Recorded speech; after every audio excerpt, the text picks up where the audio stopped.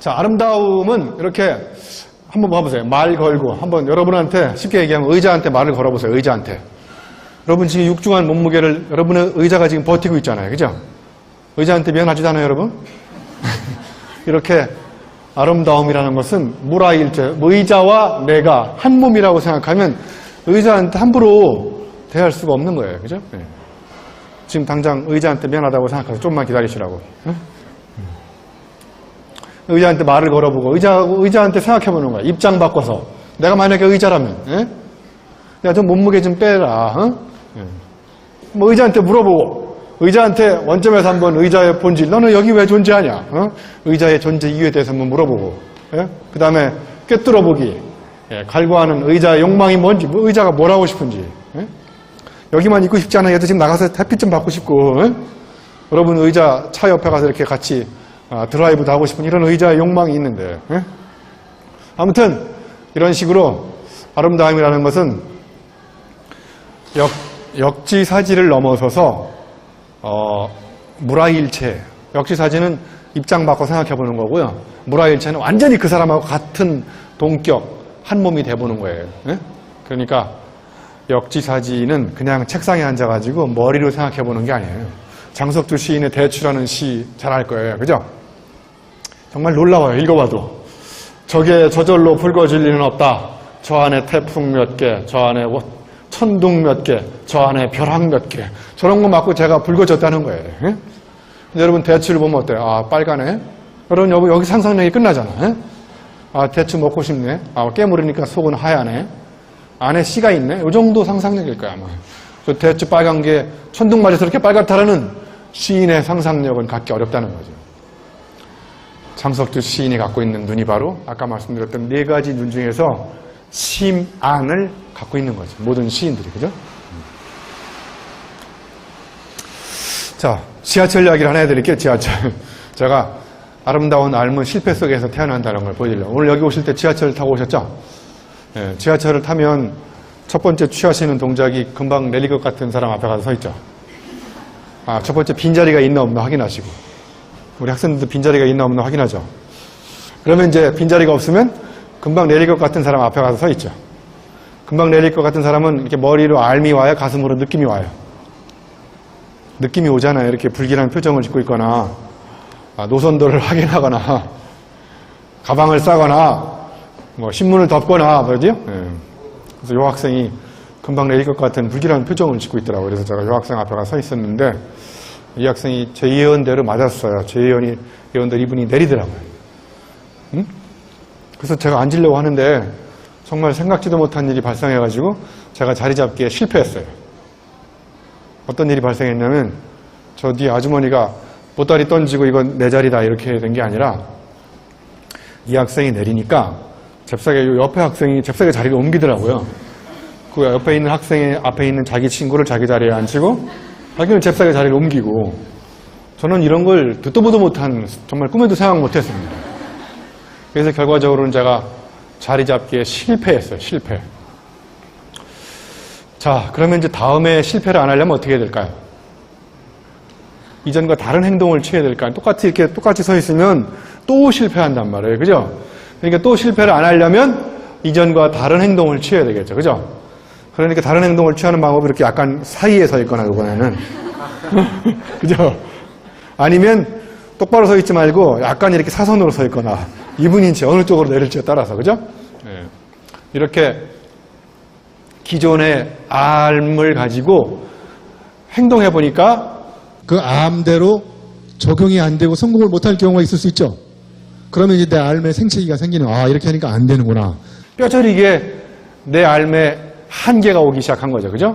그러면 이제 어떻게 해야 되냐면 이전과 다른 행동을 해야 되겠다는 생각이 드는 거죠. 그죠? 그래서 내 행동이 바뀐 거죠. 그래서 생각을 바꿔서 행동을 바꿔라 이런 말은 참으로 쉽지 않아요. 그래서 거꾸로 뒤집으면 행동을 바꾸면 생각이 바뀔 수 있다. 이런 말을 저는 주장하고 싶어요. 그래서 여기 써 있는 대로 아름다운 삶은 실패 속에서 그래서 색다른 실패. 여기서는 실패는 중요한 거는요. 동일한 실패나 비슷한 실패가 아니라 이전과 다른 실패여야만 이전과 다른 실력을 쌓을 수 있다는 거예요. 예? 이제 아름다움의 속성에 대한 이야기를 하겠어요. 이거 똑같은 건데요. 첫 번째, 아름다움은 첫 번째 어루만짐이라는 건데요. 두 번째는 아름다움. 여기 이제 아까 얘기했던 것들이 조금 이제 중복될 수도 있고 제가 정리를 하는 차원에서 첫 번째 아름다움은 어루만짐이다. 여기 보면 1번에 마더 테레사 효과라고 있어요. 여러분, 마더 테레사라는 사진을 보여주니까 사진만 보여줘도 사람들이 가슴속에 이렇게 정확한 그 엔돌핀 말고 무슨 사람들이 이렇게 편안하게 만드는 신경 흥분제가 이렇게 작동이 된대요. 그러니까 누군가를 이렇게 도와주는 사람들을 보면 자기도 이렇게 도와주고 싶은 욕구가 생길 수 있다는 거예요. 그게 마더 테레사 효과라고 그래요. 여기 보시면 헬퍼스 하이라고, 여러분 달리는 사람들이 30km인가 몇 지점쯤에 이렇게 느끼는 달리는 사람들의 희열감을 러너스 하이라고 그러죠. 그런 것처럼 여기 헬퍼라는 말은 다른 사람을 도와주는 사람이죠. 그 도와주는 사람들이 느끼는 희열감을 헬퍼스 하이라고 해요. 그러니까 타인을 이렇게 어루만져주고 그러면서 자기가 엄청나게 희열감을 느끼고 남을 도와주는 것 자체가, 그게 이제 첫 번째 어루만짐이라는 거고요. 두 번째, 여기 앙스트 블리테라는 말이 나오는데, 앙스트 블리테가 뭐냐면요, 전나무가, 여기 전나무가 있죠? 전나무가 평상시에는 꽃을 이르면 10송이만 피었으면 전나무가 환경이 열악하고 위기 상황이 왔을 때 수백 배의 꽃을 피워요. 그래가지고 막 혼신의 힘을 다해서 꽃을 만개시킨 다음에 씨앗을 남겨가지고 막 퍼뜨리고 전나무가 죽어요, 진짜로.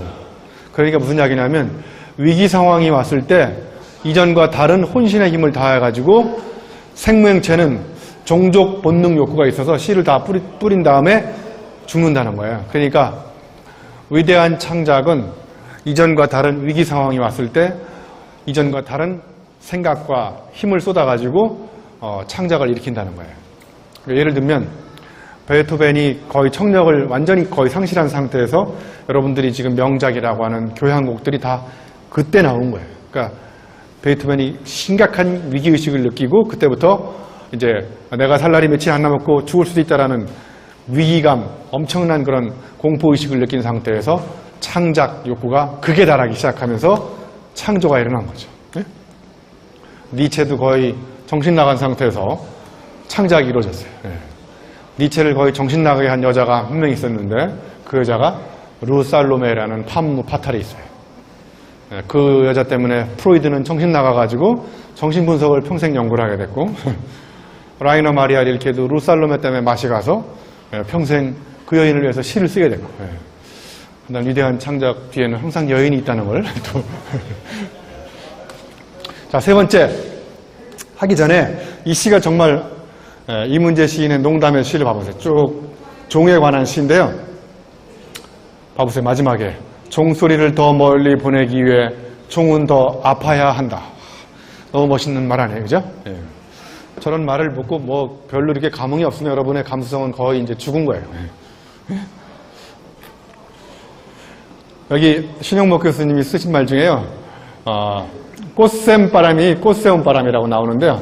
봄바람은 겨울잠을 자고 있는 나무나 꽃의 뿌리를 깨워 물을 길게 올리게 하는 꽃새운 바람이다.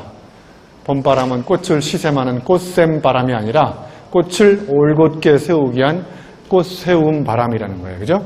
바람을 자꾸 이렇게 바람이 나뭇가지를 흔들면 나뭇가지에 뿌리가 이렇게 들썩 해가지고 더 이렇게 산소가 더 잘 통하게 하는, 그러니까 사람은 자꾸 이렇게 흔들려 보고 그러면서 더욱 깊은 뿌리를 내리게 되고 그러면서 그 아름다움이라는 것이 아픔이라고 하는 것을 이겨내고 사람다움을 창조하게 된다는 거죠. 제가 대학생 대상 강의 가서 이런 말을 했어요. 힘들어야 힘들어간다. 사하라 사막에 가서 마라톤을 뛰다가 죽을 뻔한 사고가 일어났었어요. 탈진 상태가 일어나가지고 250km를 가야 되는데 한 120km 지점에서 탈진 상태가 와서 극한의 힘든 상황에서 가진 발악을 하다가 결국은 이제 포기했어요. 그래서 제가 이런 명언을 남겼어요. 절대로 포기하지 마라를 절대로 쓰지 마라. 절대로 포기하지 마라 이 말을 믿고 계속 갔다가는 제가 죽었어요. 거기서. 제가 굳이 사하라 사막에 가서 죽을 필요는 없잖아요. 그죠? 그러니까 여러분들 가장 인간이 살아가는데 불행한 사람은 좋아하는데 잘할 수 없는 일을 붙잡고 계속 포기하지 않고 가요. 그러면 그거 죽어요. 죽는 것보다 힘들어요. 그러니까 빨리 때려치우세요. 포기하시고 다른 일을 하는 게 나아요. 20대 청춘에 시작한 고시 공부를 아직도 관악구 신림동 고시촌에서 40대가 돼도 고시 출제 경향 전문가로 아직 남아있어요. 거기에. 예? 합격은 못하고 내년도 출제 경향은 꽤 뚫고 있어요. 그래서 그 출제 경향을 듣고 20대 초반에 대학생은 합격을 하고 40대 중반의 아저씨는 아직도 거기서 공부하고 있어요. 빨리 집어치우셔야 돼요. 예? 진짜로요. 힘이 들어야 힘들어가지 않아요? 힘든 상황에 처하면요. 사람은 이전과 다른 방법으로 힘을 쓰기 시작해요. 그죠? 그러면 이제 없었던 힘이 생기게 되고 힘든 상황이 오면 힘 생긴 걸 가지고 그걸 극복할 수 있다는 거예요. 근데 그런 힘든 상황을 별로 경험하지 않은 사람들은 힘든 상황이 오면 그냥 좌절하고 예? 극복할 수 없는 나약한 인간이 될 수 있다는 거죠. 예? 자, 세 번째 아름다움은 아까 말씀드렸듯이 제대로 아는 사람, 의미심장한 이런 배움을 통해서 여기 보시면 다 몰라도 좋고요. 맨 밑에 보시면 우리 연세대학교의 한준상 교수님이 여러 가지 책 쓴 것 중에 이런 E가 뭐냐면요. E는 MS제곱에서 아인슈타인의 MC제곱인가 거기서 뽑은 거예요. 그래서 education 또는 L로 해석해도 L. L은 예를 들면 learning이라는 거죠. L. E는 education이에요. 그러면 여기 M은 meaning, 의미, S는 significance, 의의 있음. 그러니까 내가 발견하는 의의가 있을수록 의미심장함이 더해질수록 예? 더욱더 강도 높게 사람은 배움의 여정에 뛰어든다는 거예요. 예? 제가 계속 체험하지 않은 다른 사람의 이야기를 논리적으로 설명해가지고 설명한 걸 의미를 여러분의 머리에 꽂으면 의미가 머리에 계속 꽂히면 이렇게 골 때리는 거예요. 머리가 아프고 골치 아프고 그죠? 의미가 이렇게 심장에 꽂히면 의미심장해지는 거고 네?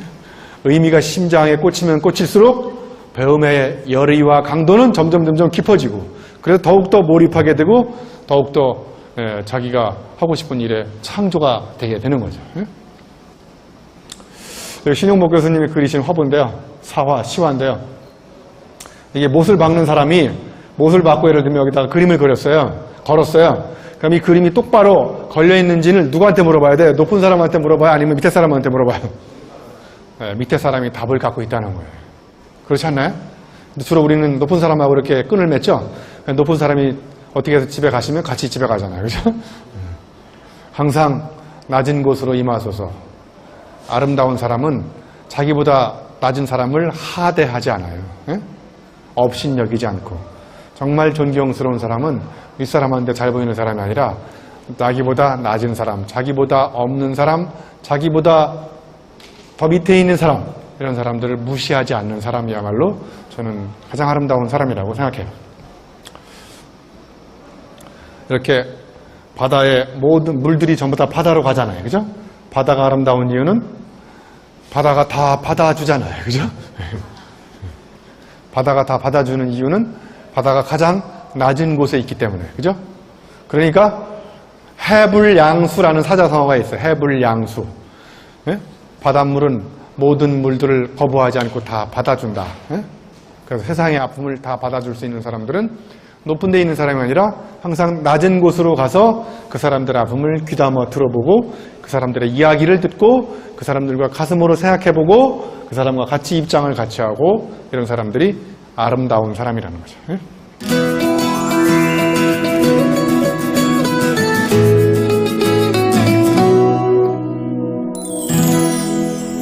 자, 그 다음에 다섯 번째 아름다움은 어울림이에요.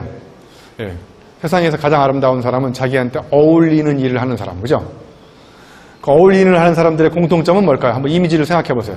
자기한테 어울리는 일을 하는 사람들의 공통점, 겉으로 풍기는 이미지, 그 사람들이 갖고 있는 특성, 이런 것들 종합적으로 이렇게 비교해 보면 대충 이미지가 떠오를 거예요. 자기한테 어울리는 일을 하는 사람들, 그죠? 근데 어울리지 않는 일을 하는 사람들을 보면 또 이와 반대의 상극의 이미지가 떠오를 거고요. 어울리는 하는 사람들의 공통점은 열정을 발휘해서 자기 일에 몰입을 하나요? 아니면 열광하면서 발광하나요? 네? 네. 열광할수록 허탈감과 허전함이 밀려오지만 열정을 발휘할수록 뿌듯함과 성취감이 스며든다. 열광할수록 발광하고 싶어지지만 열정을 발휘할수록 정열적으로 몰입하고 싶어진다. 세 번째가 제일 중요해요. 열광할수록 후유증으로 침이 흐르지만 열정적으로 몰입할수록 부산물로 땀이 흐른다. 여러분은 지금 침을 흘리고 있습니까? 땀을 흘리고 있을까 그랬더니 침을 흘리면서 막 열광하더라고요. 그러니까 아름다운 사람들은 자기 일에 어울리는 일을 하면서 열정적으로 몰입하면서 땀 흘리는 사람들이 아름다운 사람이라는 거예요. 자, 이제 대충 정리를 좀 하겠습니다. 자, 토끼가 수영할 필요가 없죠? 토끼가 수영하는 토끼 보셨어요? 여기 오리가 겨울에 눈 오는 날 산등성에 올라갈 필요가 있나요? 필요가 없죠. 그러니까 무슨 이야기냐면요. 우리가 필요 없는 거를 필요하다고 생각하고 그 능력을 개발하기 시작하면 그 인생은 정말 불행하다는 거예요. 근데 우리는 점점 자꾸 남하고 비교해요. 나한테 필요 없는 거예요. 근데 자꾸 옆 사람하고 비교하는 거죠. 원숭이, 펭귄, 코끼리 다 한 줄에 서 출발해. 여기 보면 fair selection이야. Everybody has to take the same exam. 똑같은 시험을 가지고 출발하려고 해요. 그래서 뭐냐면 나무 위에 올라가는 거야. 얘들 보고 다 나무 위에 올라가라고 지금 시험을 보라고 그래요.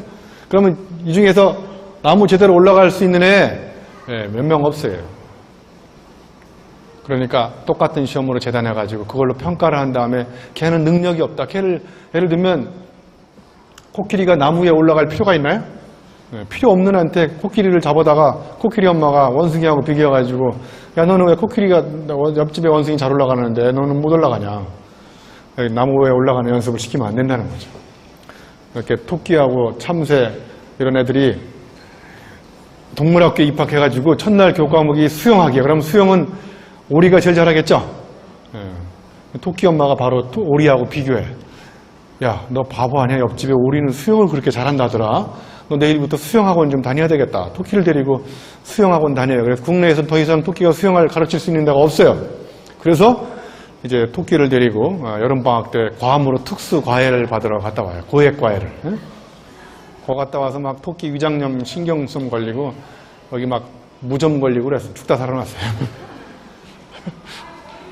그런데 갔다 와 보니까 예를 들면 눈 오는 날 눈이 쌓인 산등성에 올라가는 교과목이 생겼어요.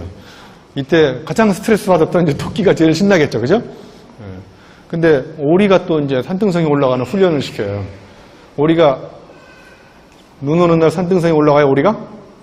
오리 보셨어요? 못 봤죠? 그래서 오리 엄마가 바로 토끼하고 비교해.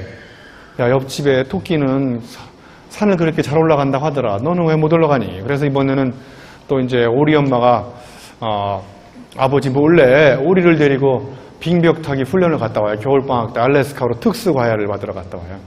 거기 갔다 와가지고 오리가 막 동상 걸리고요. 물갈퀴 찢어지고 관절염, 신경통 걸려 죽다 살아났어요. 아까 서두에 말씀드렸죠? 가장 아름다운 사람은 나답게 사는 사람이다. 남들처럼 살고 남하고 비교하고 그러면 불행해지기 시작한다는 거예요. 요즘엔 제가 이렇게 심심하면 이렇게 글을 쓰는데요. 못하는 것을 잘하기는 하늘의 별 따기, 잘하는 것을 더 잘하기는 하늘의 별 보기. 못하는 것을 잘할 필요는 없어요. 못하는 것이 나한테 필요 없는 능력일 수도 있다는 거예요. 내가 잘할 수 있는 것을 더 잘하면 훨씬 더 세상을 아름답게 살 수 있다는 거죠. 여기 이 제7회 서울문화의 밤 문화데이터 오후 여기에 보니까 홈페이지에 가니까 이걸 갖다 놨더라고요. 색다르면 남다르지만 남다르면 색다르지 않을 수 있다. 색다름의 비결은 남다름이 아니라 나다움이다.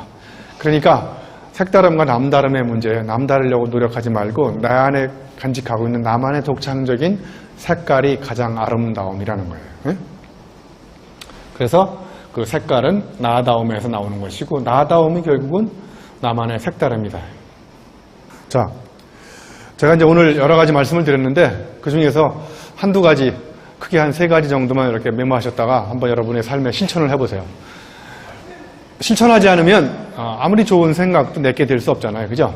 그래서 사람들이 사는데 이렇게 껄짜 할 수도 있었는데 어제 해야 될 걸, 어제 술 안 마실 걸, 어제 했어야 했는데 해야만 했는데 이런 식으로 사는 사람들이 있다는 거예요. 그죠? 어제 운동을 해야 했는데 운동하지 않고 술 먹었어요. 그죠? 아, 어제 운동할 걸. 이렇게 껄자로 끝나는 사람들을 껄떡거리는 인생을 사는 사람이라고 그래요. 아, 어제 운동했다. 예? 아, 어제 책을 30페이지 읽었다. 이렇게 다로 끝나는 사람들을 다채로운 인생을 사는 사람이라고 그래요. 예? 시작하지 못하는 단 한 가지 이유는 시작하지 않기 때문이다. 완벽한 때를 기다리다 몸에 때만 낍니다. 예? 어느 목욕탕 간판에 사람은 다 때가 있는 법이다. 그 때를 기다리다 몸에 때만 끼는 거예요. 그러니까 너무 이렇게 왕가희 감독이 한 말도 있어요. 홍콩의 왕가희 감독. 뭔가를 시작하기에 완벽한 때는 없다. 그때는 언제냐? 지금 당장. 네? 네. 아름다움을 실천하는 건요, 어려운 게 아니에요. 아름다움은 추상명사가 아니고, 아름다움은 저는 동사라고 생각해요. 동사.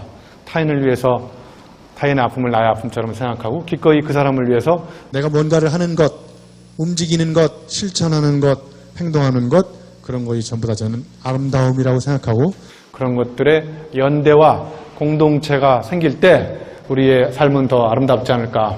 연민, 아픔, 이런 것들을 나의 아픔처럼 생각하고 가만히 앉아서 책상에 앉아서 고민하지 말고 help us high, 남을 도와줌으로써 타인을 위해서 내가 뭔가를 함으로써 나도 즐거워지고 타인도 행복해지는 그런 아름다운 공동체가 됐으면 좋겠다, 이런 생각을 하고요.